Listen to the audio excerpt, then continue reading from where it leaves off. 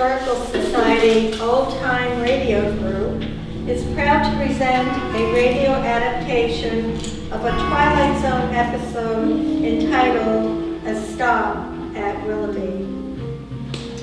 First, let me introduce our cast members in order of appearance. We have Patrick Smith as Garth Williams in other roles, Kathy Skillman as Mrs. Sandberg, Lorraine Smith as the secretary and Janie Williams, Garth's wife, Jim Rosenstiel as the conductor, present and past, Nancy Moreau, sound effects engineer, and of course myself, Diane Tice, I will be your narrator. The Twilight Zone was a 1950s television series which explored the fifth dimension. The fifth dimension is vast as space and as timeless as infinity. It is the middle ground between light and shadow, an area between science and superstition. This area lies between the pit of a person's fears and the summit of knowledge. This is the dimension of imagination, an area called the Twilight Zone. This episode begins in a conference room in a New York office building. A group of men are seated around the table. The boss, Mrs. Sandberg, is impatiently waiting for one more person to show up. Mr. Williams is on the telephone. I want Jake Ross's secretary, please. Williams, we're still waiting for you, Mr. Ross. I'm trying to get him right now, Mrs. Sandberg. Joni, where is he? He's out to lunch. I know he's out to lunch. We've got a conference call here. It's now 2:30. Where is he? All right, check around. Call Sardi's East or the Colony and tell him to get himself over here in a hurry. Well, where is your protege with the $1 million automobile account? He's due at any moment. Probably just a big lunch crowd or something. Don't be an idiot. More likely a big martini or 3 or 4 of them. He was too young to put on this account. I told you that. I kept telling you that. He's much too young to put on this large and important account. We have now been here 34 minutes, Mr. Williams. There's a knock on the door. Mr. Williams opens the door. This just came for you, Mr. Williams. This is a communication from Jake Ross. Mr. Williams begins to read the letter himself.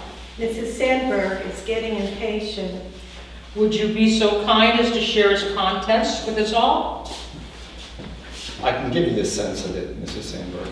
This is Jake Ross's resignation. He's moving over to another agency. And? He's taking the automobile account with him. Williams, that account represented a gross billing in the neighborhood of $3 million a year. And how many times have you promised it to me? This is as much a shock to me as it is to you, Mrs. Sandberg. By now, Mrs. Sandberg is fuming. Don't sit down and don't con me. It was your pet project. Your pet project. That it was your idea to give it to that little collie Greenie. Now get with it, Williams. Get with it. Boy. So what's left, Williams? Not only has your pet project backfired, but it sprouted wings and left the premises. I'll tell you what's left to us. In my view, a deep and abiding concern about your judgment in men. This is a push business, Williams. A push business. Push and drive. But personally, you don't delegate responsibility to little boys. You should know it better than anyone else. A push business, Williams. It's a push all the way, all the time. Pushes. All the way, all the time. Right down the line. Shut your mouth. Mr. Williams walks out the door, passing his secretary as he heads to his office. Mr. Williams, messages are on the desk. There's some hot coffee here. Can I bring you some? No, no thanks. No? Want anything at all? Yeah, well, what way to take it to a deserted island? This is Gart Williams, age 48, a man protected by a suit of armor, all held together by one bolt. Just a moment ago, someone removed the bolt and Mr. Williams' protection fell away from him and left him a naked target. He's been bombarded this afternoon by all the enemies of his life. His insecurity has shelled him. His sensitivity has straddled him with humiliation. His deep-rooted disquiet about his own worth has zeroed in on him, landed on target and blown him apart. Mr. Gart Williams, ad agency exec, who in just a moment will move into the twilight zone in a desperate search for survival. Mr. Williams is next seen riding on the commuter train to his home in Connecticut. How are you tonight, Mr. Williams? The absolute painkiller. Cold winter this year. Seems to get darker earlier than it ever has. Well, that's the way of the world. Rich get richer, and days get shorter. That's right. As Williams sat alone, he remembers the meeting. A push, push, push business. Push and drive. It's push, push, push all the way. All the time, right on down the line. That's enough. Mr. Williams falls asleep. During his dream, he opens his eyes and realizes that he is alone in an antique passenger car. The train rumbles along as the conductor enters the car. Willoughby! This stop is Willoughby! Willoughby! Willoughby? What do you mean, Willoughby? Where's Willoughby? That's Willoughby, right outside. Now, wait a minute. What's going on? There's no stop on this line called Willoughby. Now, look at it outside. The sun's out. It's summer. That's what she is in July. Real warm, too. Wait a minute. It's November. What's going on here anyway? Where is this place? Where is Willoughby? Willoughby, sir? That's Willoughby, right outside. Willoughby, July, summer. It's 1888. It's really a lovely little village. I'd try it sometime. Peaceful, restful, where a man can slow to a walk and live his life full measure. Willoughby, this stop is Willoughby. Willoughby, this stop is Willoughby. Mr. Williams runs toward the back of the train. The train bolts and he wakes up. Westport, Sagatuck, next stop. Westport, Sagatuck. Have a good sleep, Mr. Williams? Yeah, I had a good sleep. But an idiotic dream. Idiotic. You ever hear of a town called Willoughby? Willoughby. Willoughby where? Willoughby, Connecticut, or Willoughby, New York? Not on this one. No Willoughby on the line. Westport, Sagatuck, next stop. Westport, Sagatuck. Mr. Williams arrives home to his upscale home in Connecticut and is greeted by his wife Jane while he is pouring himself a drink.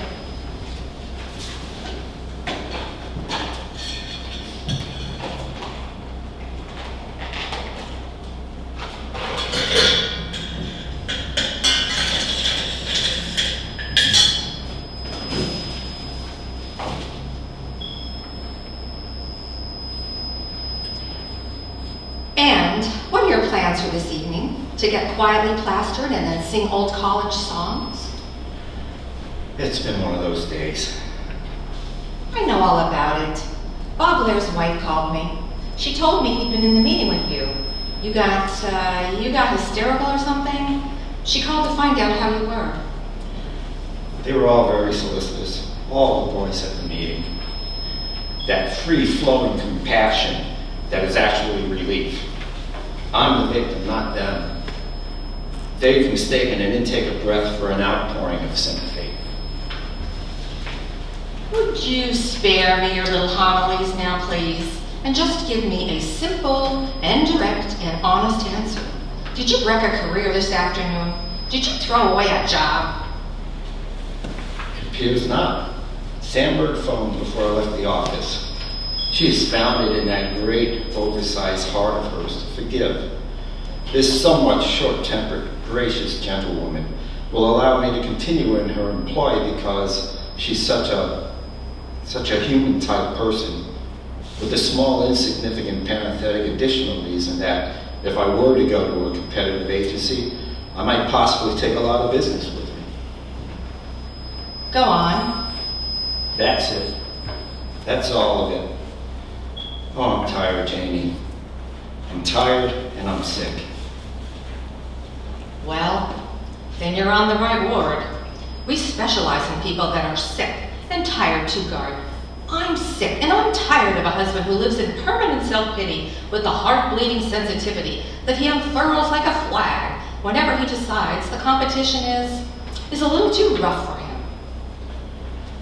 Some people aren't built for competition, Janie.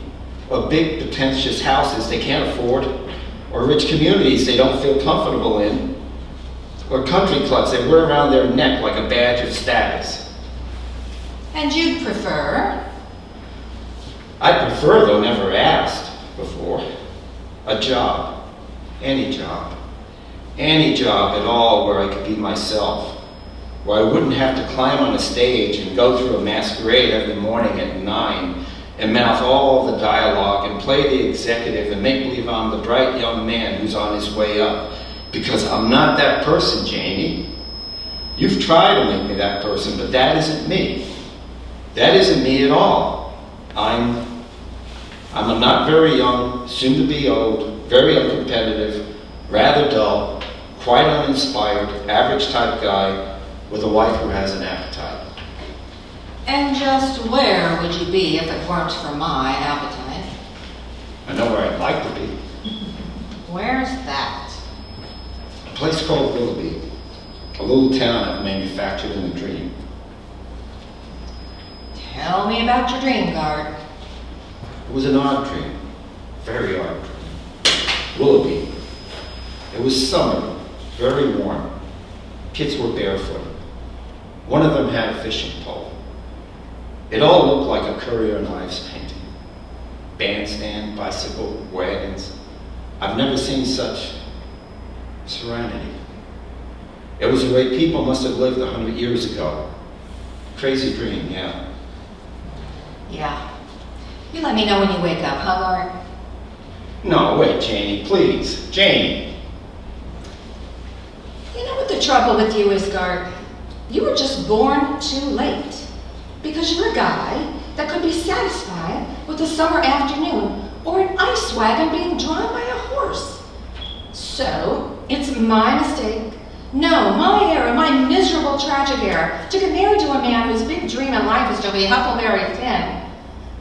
Let me know when you wake up. I'm going to bed.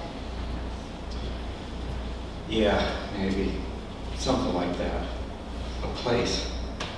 A time where a man can live his life full measure. That's what he said. That's what that conductor said. A place where a man can live his life full measure. Mr. Williams goes back to his job in the city and continues his usual routine for a week or so. On the way home one evening, he is approached by the conductor. Willoughby? What? Last week, you asked me about a town called Willoughby. Well, I looked it up. Every old timetable I could find. There's no such place as far as I can see. Thanks. It was a dream, that's all it probably was. Stanford, next stop, Stanford, Stanford. Mr. Williams nods off. His dream immediately takes him back to the antique passenger car, and then he hears the conductor. Willoughby, this stop is Willoughby. Willoughby, this stop is Willoughby. Willoughby? Yes, sir, Willoughby.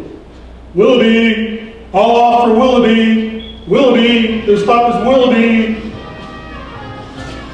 Mr. Williams tries to get off the train, but it's too late. Once again, the train is moving. As he calls out to the conductor, he awakens. Conductor! Conductor! Conductor! Are you all right, Mr. Williams? Yeah, sure. I'm all right. Williams thinks to himself, Willoughby. Next time I'm going to get off. Going to get off at Willoughby. The next day, Mr. Williams is back at his office. Several phones are on his desk. He no sooner sits down than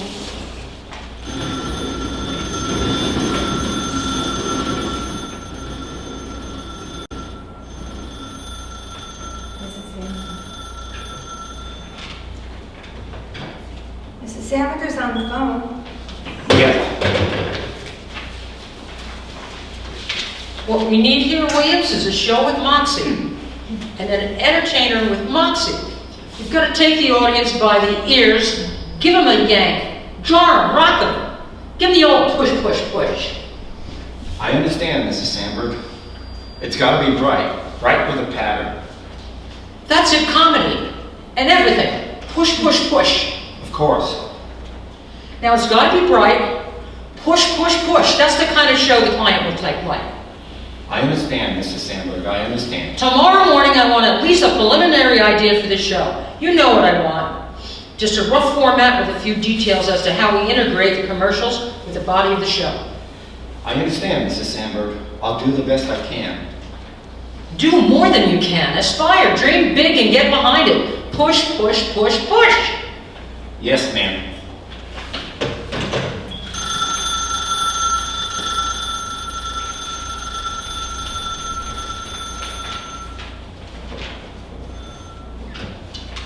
Yes?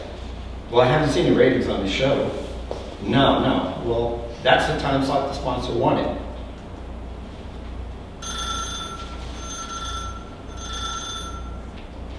Hang on a minute. Yes? They what? Hold on a second. Helen! What film office did the commercials on the Bradbury account? The negatives are all scratched and there's screaming bloody murder. I'll have to check, sir. Mrs. Sandberg wants to see you. Mr. Williams can't get Mrs. Sandberg's words out of his mind. He holds his head and hears, Push, push, push, Williams. Push, push, push, Williams. Get with it, boy. Push, push, push, Williams. Push, push, push, Williams. Push, push, push, Williams. I'll have to check it out. Mrs. Sandberg, sir, I'll tell you when I know something. Mr. Williams, Mrs. Sandberg seemed very insistent. Yes, you know, I'm just going to have to get rid of that Sandberg. He's just I don't know what else to do. I have to just find can't the do what stuff.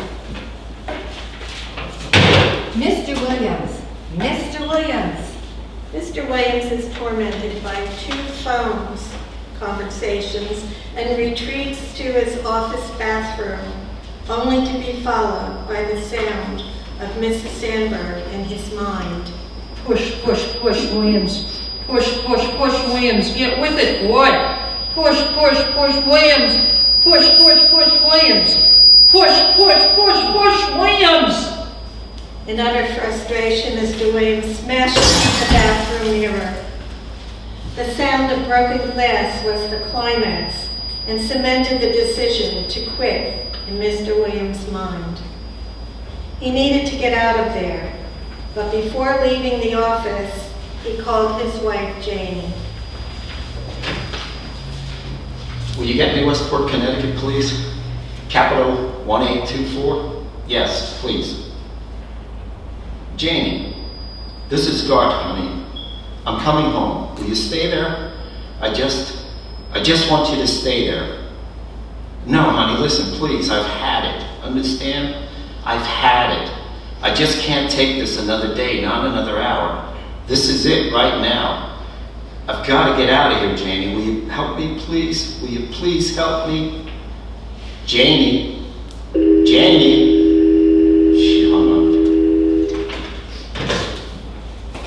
Mr. Williams takes his usual commuter train home to Connecticut.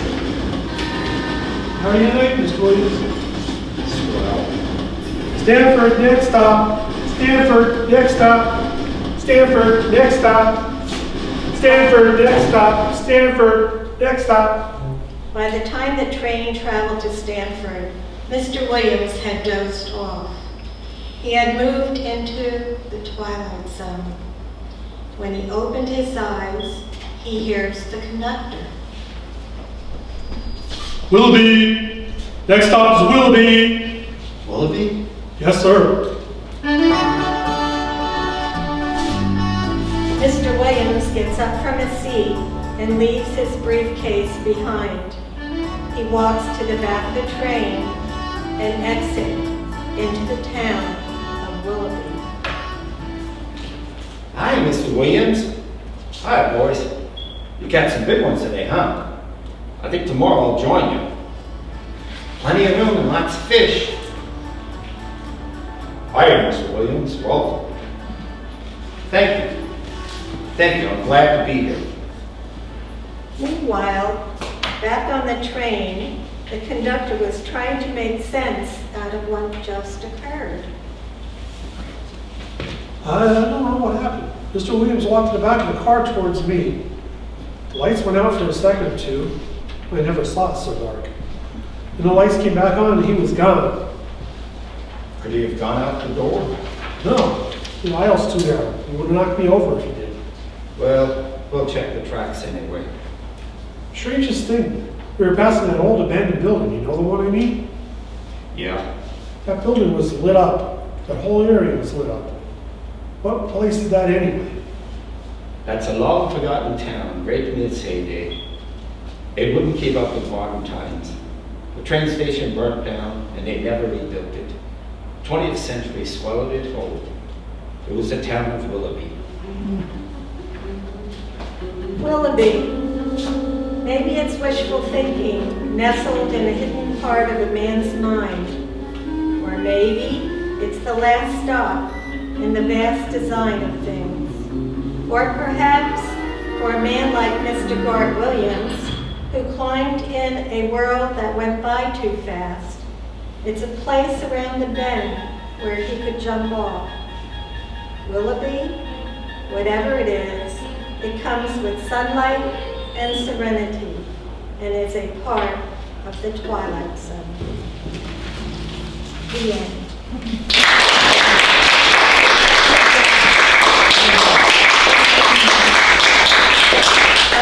Thank you all for coming. This is our first time doing this. We are a group now.